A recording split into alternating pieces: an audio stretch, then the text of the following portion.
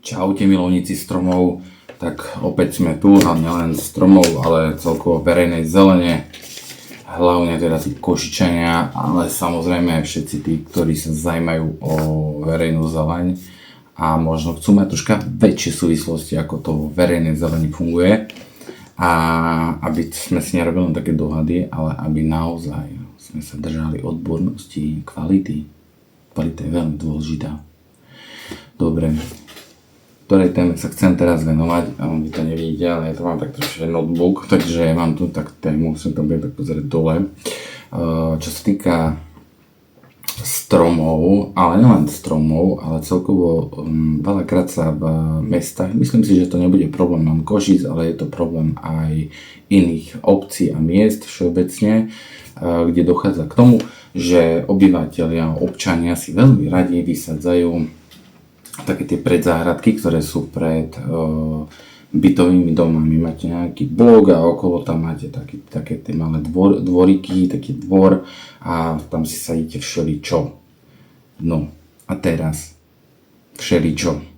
V prípade Košic je to napríklad tak, že mesto akceptuje aj správa mestskej zelene, ktorá je vlastne správcom takýchto pozemkov, rešpektuje to, toleruje, môžeme povedať, že obyvatelia bytov si tam vysadzajú všelijaké rastliny a veľakrát sú vysadzané veľmi zle, podľa žiadnych nejakých takých zásad sadovníckych.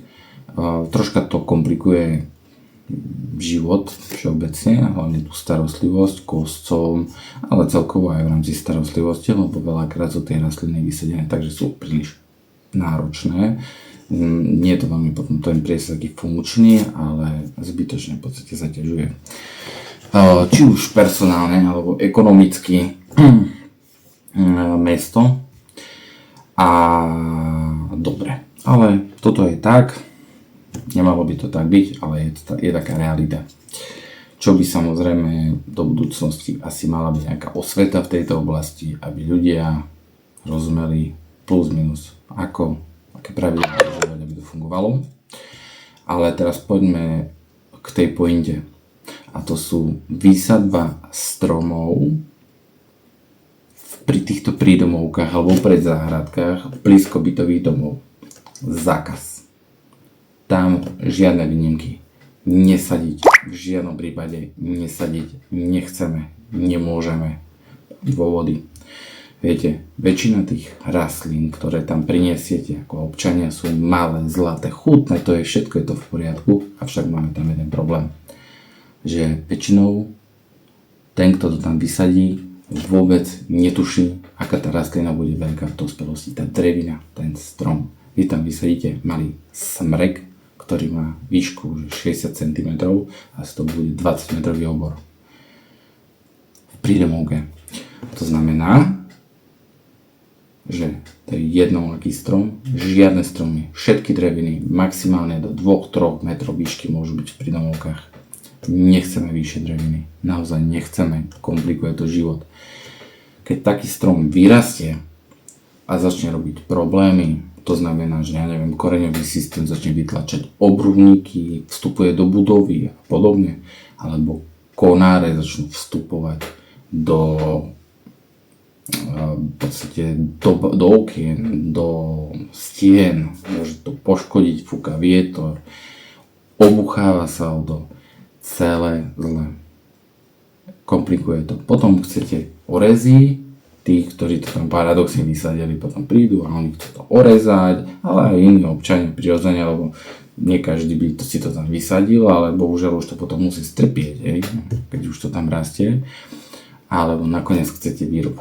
Lenže všetky náklady, či už je to presne personálne zabezpečenie, zaplatiť to normálne, urobiť celý ten proces, výrubové konanie, a tak ďalej, to všetko spada potom na toho majiteľa alebo na toho správcu, ktorý s tým má len a len veľké problémy. Nechceme, ďakujeme, neprosíme. Keď nad niečím takým uvažujete, máte nejakú myšlienku, nápad, tak sa treba poradiť s tým správcom, opýtať sa ho, slušne prísť, dobrý deň, nemohli by sme, keď povie nie, treba rešpektovať, alebo záhradný architekt, ktorý naozaj vie sa k tomu zodpovedne, odborne vyjadriť, že či ten priestor to zniesie, alebo podobne, alebo keď, tak aký druh, aký kultivar, aby ten priestor jednoducho fungoval. Takže to som vám chcel povedať. Takže konáre v oknách, zatienenie bytu, veľký problém, ohrozuje bezpečnosť. Vyrastie, presúšia sa konáre, potom obyvateľe majú strach o majetok, o zdravie a tak ďalej. Problémy s koreňovým systémom. Veľmi, veľmi, veľmi opatrne, citlivá vec. Takže budeme naozaj radi v Košiciach, a to nie len v Košiciach, to myslím, že to platí všade, nesadiť bez povolení, bez dohody, žiadne stromy nesadiť v prídomovkách. Má to svoje dôvody. Ďakujem za pozornosť.